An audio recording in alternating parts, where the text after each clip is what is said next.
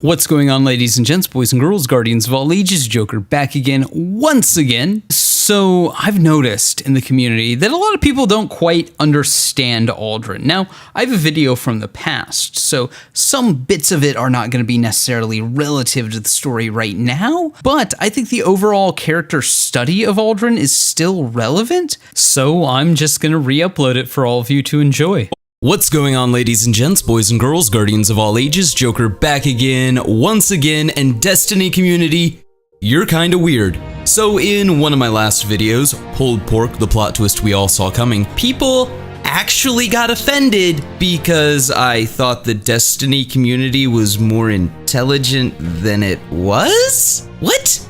Weird flex, guys, but okay. Now, to be 150% clear, that's not me calling anyone who didn't see this plot twist coming stupid. Like, maybe you're just not that invested in the lore. Maybe you just didn't want it to happen and you hoped, you prayed, you were like, no Bungie, don't bring back Uldren as a guardian. And maybe you just didn't care. Now, there's a lot of valid reasons for not seeing this coming. However, if you got pissed off because I said you should've, well then you're fucking stupid. Not for not seeing it coming, but for getting offended. Because, I don't know, I thought you were more intelligent than you were? Which was clearly a mistake on my part. I apologize. I apologize for finding you people intelligent or something like that. I'm confused. I don't know what you people want, I'm gonna be honest. But I digress. And perhaps I should demonstrate why this was a fairly predictable plot twist if you've been paying attention to the story, and more so talk about the evolution of the Uldren character and why he's actually well written and possibly one of, if not the best written characters in all of Destiny. Okay, that's actually not saying all that much, but when every other character is a piece of cardboard, you take what you can get. In Destiny, there is a very short list of characters that if they died would be resurrected. That list becomes even shorter when you rule out vendors like Tess, Amanda, Brother Vance. Basically, of the characters in Destiny that are not already Guardians, if they died, I could see these characters coming back. You have Uldren, Petra, Hawthorne, Devrim Kay, and of course the Queen of the Awoken. Though with a Throne World, I don't think we'll see Mara coming back anytime soon, unless it's some weird, she's killed and her soul, her spirit, her consciousness goes back to her Throne World and gets a new body, and her old body is then transformed into a Guardian. Also, I think we can take Hawthorne and Devrim Kay off the table pretty easily as well. Sure, they more than qualify, and if they ever died, I wouldn't be surprised to see them come back. However, their stories are more about how people who are not Guardians can help defend the city and make a difference.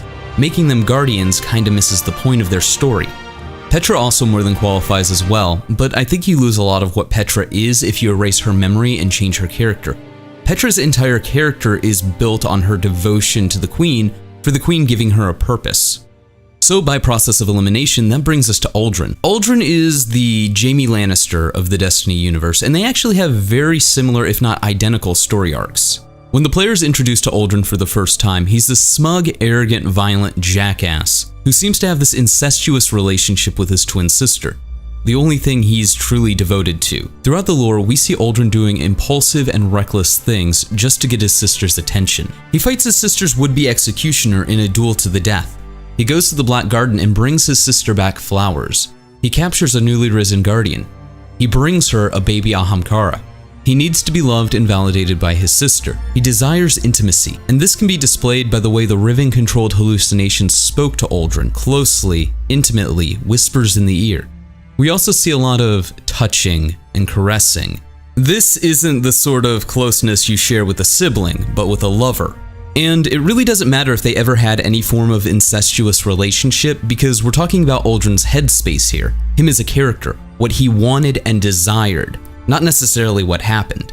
And outside of his relationship with his sister, everything seems disposable. And if we dive deeper into Uldren's headspace, he actually has a very conflicted relationship with Guardians.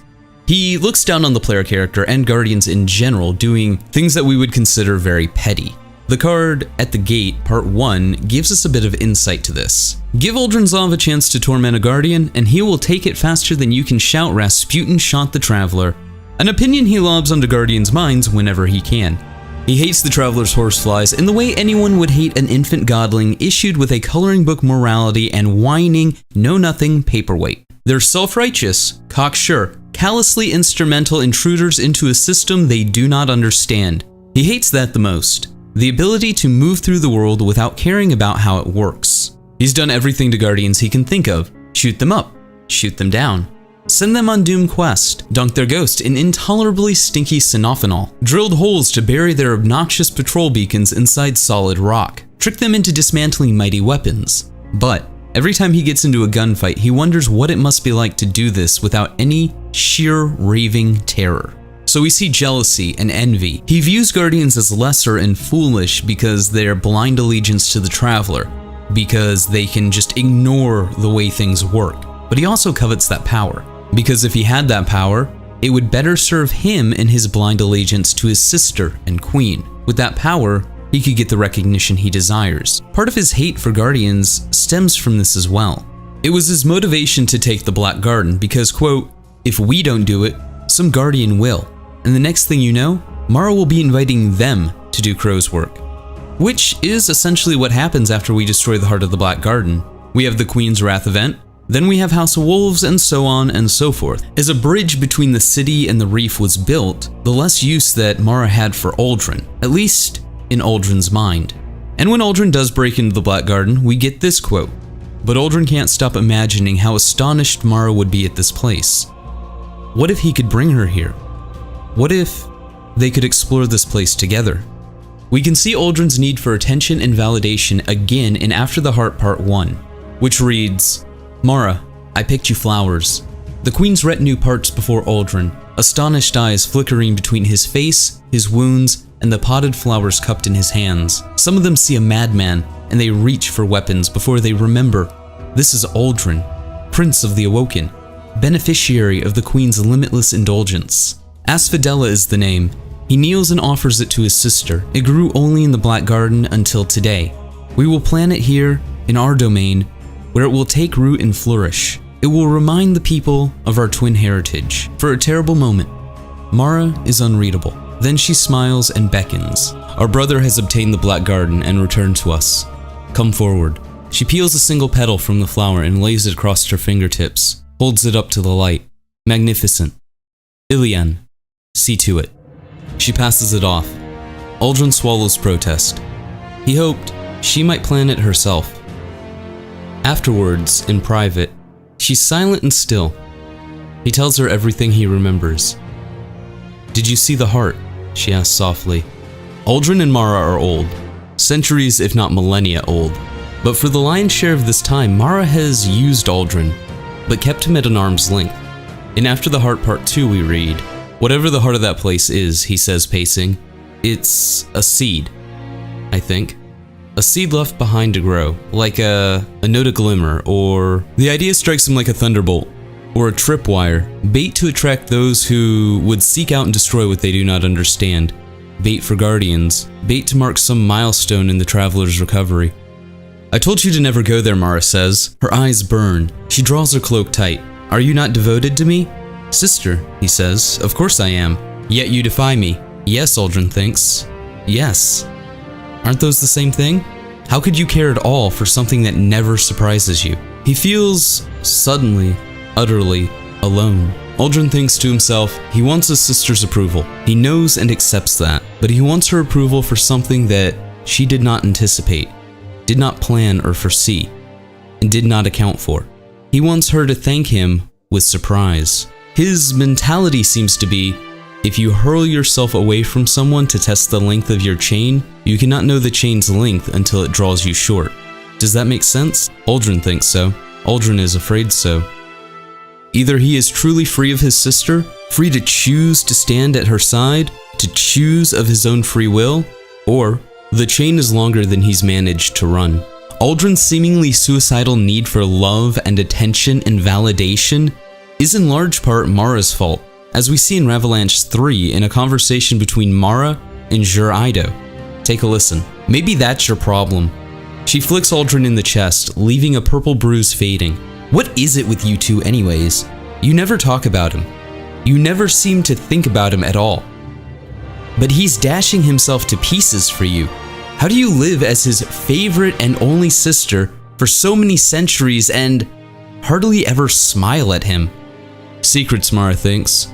You've got to have secrets from each other, so there's room for him to fill in the gaps with his own happy illusions. Two ships joined together rigidly will tear each other apart if they try to move, but a loose tether leaves some room to maneuver, and can be more quickly disengaged if necessary.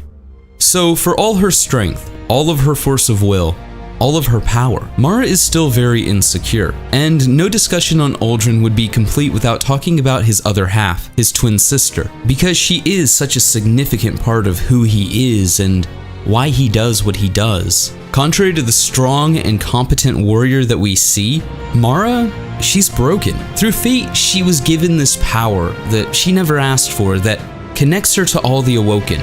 She was made queen because of this. Something she never wanted but was forced upon her. But she's not looked at as a queen or a leader by her people. She's looked at as a god. This would all come to a head with her one-time would-be executioner turned bodyguard, then lover, Jur Ido. The relevant passage reads, "This is when Jur Ido, having spoken to Cadamey and to Izella, at last came before her queen. Kneeling, she said, 'Your Majesty, Cadamey says you are a god, for there is no difference between your desire and reality. Yet, I know that you desire things before they ever become real. Izella says that you are keeping a secret from your brother, that he must never know. I think this secret is thus. You are now a god because one day you will become a god, and a god is not temporal. Your brother is not a god because he will never become a god. Shall I worship you?' 'Jur,' Mara said, falling to her knees, clutching her beloved's face between shaking hands. 'Jur, on the day you worship me, you cannot love me anymore. For to worship is to yield all power, and I cannot love what has no power over me.' We're told that, although in time the knowledge of what Mara would become pushed them apart, it was a kind and happy push, as a friend might urge a beloved companion onward to a distant opportunity. And again in Tyrannicide 2, we get another glimpse of the more unsure, vulnerable Mara, one who shows regret.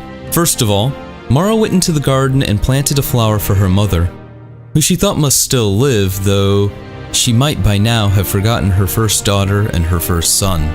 'Mother,' she said, 'I asked to be your sister rather than your daughter, so I denied you the chance to tell me your secret, the mother truth, that is mapped in the negative space defined by the lies mothers tell their daughters. Well, here are my secrets. I love you. I have always loved you. Without you, I could never have been anything at all.' Then she went to speak to her brother, but Uldren was away on Mars, and she found only his empty chambers, the half-sharpened knives and racks of pistols. She knelt in grief, and touched her hand to the floor where his pacing boots had scuffed the asteroid stone smooth. Was this the shape of their siblinghood now? The pursuit of absences? Mara seems to be an island unto herself. She's burdened with this power and this responsibility that she never wanted, but she has to embrace as a grand player in a great game, for the whole of humanity, not just the Awoken. But at the end of the day, she's still human. She's still alone. She keeps those she loves and cares about at arm's length because she doesn't want to be worshipped like a god by them. Mara's choice in Paramour, Lord Shaxx, speaks to this as well. Shaxx is clearly enamored with Mara, but he's still Lord Shaxx. He speaks to Mara like an equal, not a ruler, not a goddess, not a queen. He yells at her, he destroys her stuff, he's insolent, he's even kinda rude. But he's not disrespectful. He's just Lord Shaxx being Lord Shaxx. He does what he wants, when he wants to do it, how he wants to do it, if he wants to do it, not because he's being told to do it. I think at the end of the day, Lord Shaxx is one of Mara's only indulgences for herself. And it's sort of sad when you think about it, because this indulgence is merely someone treating her like a person, not like a god. I think then that it's this loneliness. The loneliness that comes from having people like Petra worship the ground Mara walks on, and her brother's endless suicidal attempts to gain her favor, that she keeps them at arm's length. Because they don't love her. At least she doesn't believe that. They love the idea of her. And she thinks it's a mercy to let them have this illusion of her. And I think it breaks her heart to be near these people that she cares about so much, but only love this idealized version of her. At least in her mind, and well, because of the power she wields, that may be the truth of it. Remember, as Jur Ido pointed out, there's no difference between what Mara desires and reality. But this want to protect herself from heartbreak is a double-edged sword. Mara thinks in Revelanche 3, secrets, Mara thinks, you've got to have secrets from each other, so there's room for him to fill in the gaps with his own happy illusions. Two ships joined together rigidly will tear each other apart if they try to move, but a loose tether leaves some room to maneuver, and can be more quickly disengaged if necessary. So Uldren does things like go to the Black Garden against Mara's wishes, because in Uldren's mind, defying his sister's orders, but doing it in a way that surprises her, doing it in a way that is beneficial to her, doing it in a way that tries to prove that he loves her, in Uldren's mind, that's the only way he can truly show devotion to her, because how can you love something that never surprises you? Mara knows Uldren is doing all of this to gain her favor, and she probably deep down wants him to, because in a way, that's a validation of her. It's Uldren showing that he will do anything for his beloved sister, but also Mara has it in her head that he's not doing any of this for her. He's doing it for this idealized version of her. She thinks in Tyrannicide 4, so many she will leave behind. Uldren knows nothing of the whole plan. He has kept more and more to himself, building up secrets and schemes. All Mara knows and pities, because he needs Mara to think he can get her attention by keeping secrets from her. And that's because that's how Mara treats Uldren. And so Uldren thinks that that's how Mara wishes to be treated. Here we have the story of two fundamentally broken people. Mara is broken by the curse of godhood, and Uldren, he's broken by the manipulations of his sister. So when Uldren loses Mara, he becomes even more of a broken man. The ideal that had defined every action he'd ever taken, that made up who he was taken away from him, and he cracked. He goes from thinking that the only way that Mara could ever truly love him was if he surprised her, to thinking, no, that was stupid, that was foolish. It was never to surprise her, but to be an obedient tool. Riven, of course, takes advantage of this. Riven gives Uldren not only purpose, but the love and affection he craved from his sister. She showed him what he wanted to see, and used him to her own ends. Uldren in this is a tragic character. I made the comparison earlier between Uldren and Jaime Lannister from A Game of Thrones. In the show and in the books, Jaime Lannister starts off as this arrogant, selfish, terrible, violent person who has sex with his sister and throws a 7-year-old child out a window to his death for discovering them. He saw us! It's alright, it's alright, it's alright. He saw us! I heard you the first time.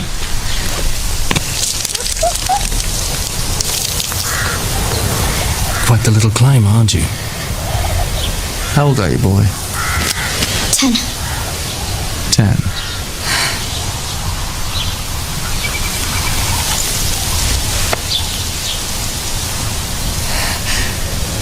The things I do for love. This parallels with Uldren's persona and the killing of Cade, and I would argue that in both situations, neither character had much of a choice. Uldren needed the Barons to take the Dreaming City and to free his sister. His sister's life was far more important and valuable to him than Cade's.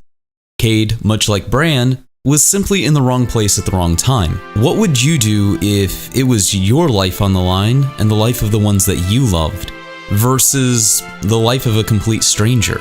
In the case of Jaime Lannister, when he killed Bran, had Bran said anything about seeing Jaime and Cersei together, Jaime, Cersei, their kids, all of them would most definitely be put to death. In the case of Cade and Uldren, Cade had already imprisoned Uldren once, and to do so again would stop Uldren from being able to free and save his sister. At least that's what Uldren thought, and it might have cost him the allegiance of some of his barons. Cade was simply in the wrong place at the wrong time. He was in the way, and he died for it. We have the benefit of hindsight to look back at Uldren's actions and condemn him for it.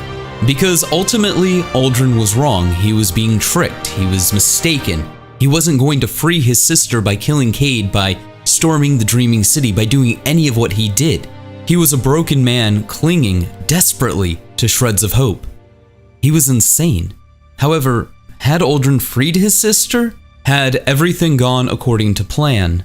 Well, we'd probably be having an entirely different conversation. Maybe, just maybe, Uldren would have been justified. Going back to our Game of Thrones comparison, at one point, Jaime loses his hand. Have you got something to say? Careful. You don't want to say the wrong thing. You're nothing without your daddy.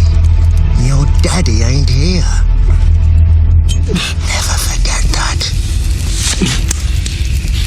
Yeah, this should help you remember.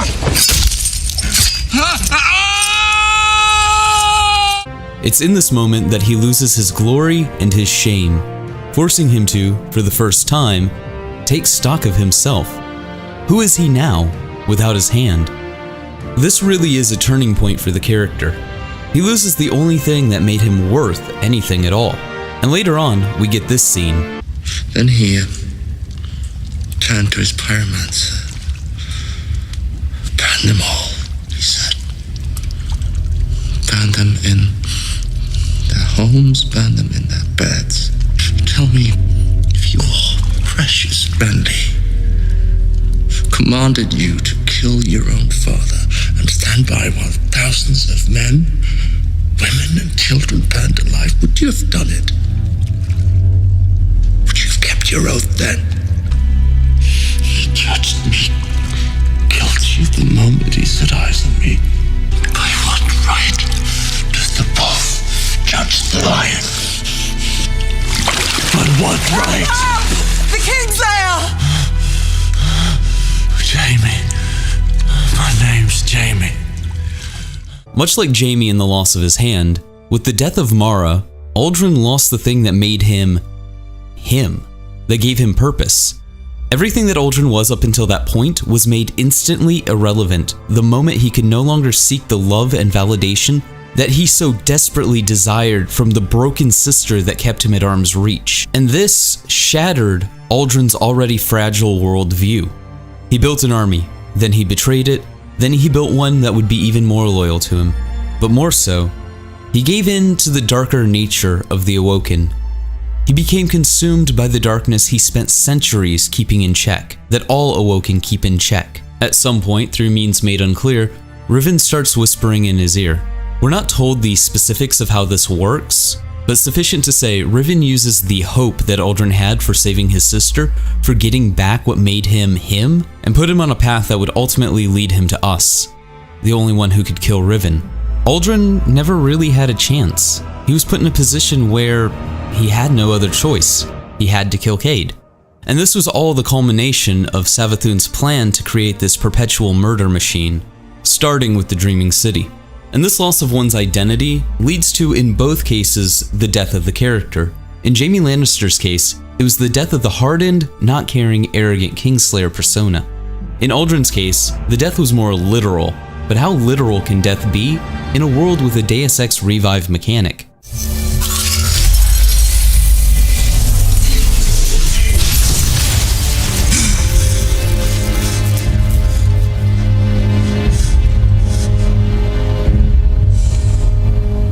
For Jaime, this character death would be a transformative vehicle for his character. Jaime would go on to have a redemption arc, one where he tries to do right by his children before they die or are murdered in the TV show. He would honor the vow that he made to Catelyn Stark to find her lost children and send Brienne Tarth after them. He would try to reason with his sister to sue for peace against the threat of the others, and he would ultimately leave her over breaking that vow to help in the coming war. At least, in the show.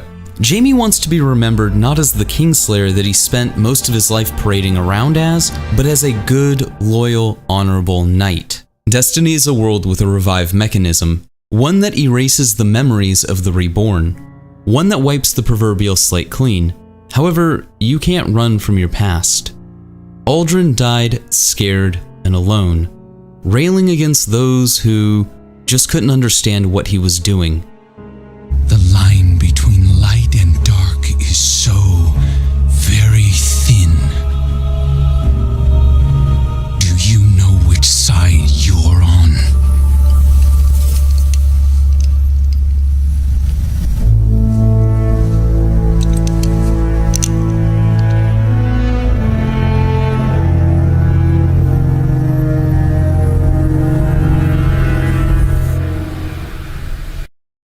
that he had to save his sister, that this was all for Mara. Uldren died a broken man, but he also showed courage, devotion, and he sacrificed himself doing what he thought was right. Uldren wasn't a bad guy. He was a broken man on a mission to become whole again, and he used the only tools he'd ever known, violence and cunning, to try to fix himself, to try to save Mara, to try to make himself whole again. That's why it's so easy to see that Uldren would be revived. His story wasn't over, and he's clearly been set up for a redemption arc. In the lore of Destiny, Uldren will be a unique case. Not only was he reborn in the Dreaming City, where he would have been noticed and taken to the Queen almost immediately, but Uldren was reborn with a lot of baggage. Even if his slate is clean, he has a family. He has people who cared about him, even if they may be conflicted about it like Petra. He's also a Guardian now, and the Vanguard has this policy where Guardians are not supposed to look into their past. But what do you do when that past is an ever-looming present? Not only is Uldren the Crown Prince of the Awoken and the heir apparent if death ever manages to stick to Mara, but he also murdered Cayde 6, the Hunter Vanguard. The Vanguard dare, and whether people liked or disliked Cayde 6 aside, there's no getting around that. But must the son pay for the sins of the father? Uldren is a blank slate. He may share the same face, the same voice, the same meat and the same bone as the man who killed Cayde 6, but he is a new being. He did not kill Cayde 6. And we don't punish sons for the crimes of their fathers, but can the members of the Vanguard, like Zavala and Ikora, and the other NPCs like Amanda, move past the face of the man that killed Cayde 6? Like I said, Uldren was a broken man, raging at a universe that had wronged him, in the only way that he knew how, as the weapon his broken sister wielded him as. But Uldren could return to the jaded, arrogant, broken man he was if forced to pay for crimes he didn't commit, which would really be a tragedy. And what about Mara? Not only has Mara been given a second chance after dying via her throne world, but now she has, with a clean slate, been given a second chance to be a sister. Mara doesn't seem to have grown any since her introduction into the franchise. As a character, she's stunted, more of a plot device than a character. And the new Awoken lore gives us an insight to everything that has led up to that. Mara has become a martyr for her people, a figurehead of aspiration, player in the great game, next to Oryx, next to Savathun, next to Ziva Arath, Panopsius, Callus, the Traveler, and even us. But Mara's also that little girl who railed against her mother, who, centuries later, came to regret it. She's the woman who wanted love and companionship, but had her heart broken as the power bestowed on her by fate turned her lovers and friends into worshippers. She keeps everybody at arm's length and lives alone because she could never live up to their illusion of her. She believes that the illusion of her in their mind is better than anything she could ever actually be. Mara is just as broken as her brother, but she hides it better. She has more important things. She has this idea of saving her people, of saving the universe. She's one of the great players in the great game, but what does she do when the game's over? And she's forced to take stock of herself and everything she's done and sacrificed for the greater good. With Uldren's resurrection, Mara has been given a second chance at forging a relationship with her brother, one not built on arm's length psychological and emotional manipulation, but of love. And maybe, just maybe, perhaps, they can find solace in the fact that Mara may be a god, but Uldren has the capacity to be something greater than a god. Different paths, but both equal at last. And perhaps, maybe, just maybe, Mara won't be so alone anymore, and maybe she can start healing. But hey, those are just my thoughts. Let me know yours in the comments below, and like always, stay frosty.